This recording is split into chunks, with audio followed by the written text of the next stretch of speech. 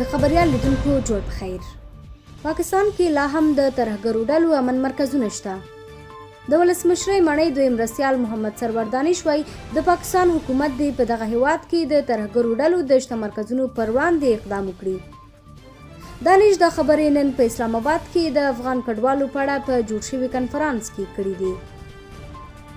دانش په خپلو خبرو کې زیاته کړې ده چې لا هم په پاکستان کې د ترهګرو ډلو امنځایونه او پټنځایونه شته دی چې باید له منځه ویوړل شي.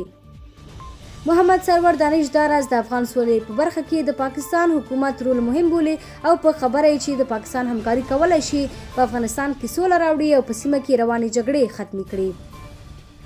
محمد سرور دانش په خپلو خبرو کې د افغان کډوالو په اړه هم ویلي دي چې پاکستان او ایران د نړیوالو قوانینو پر اساس د افغان کډوالو پر وړاندې په خپل چلند کې نرمښت راولي.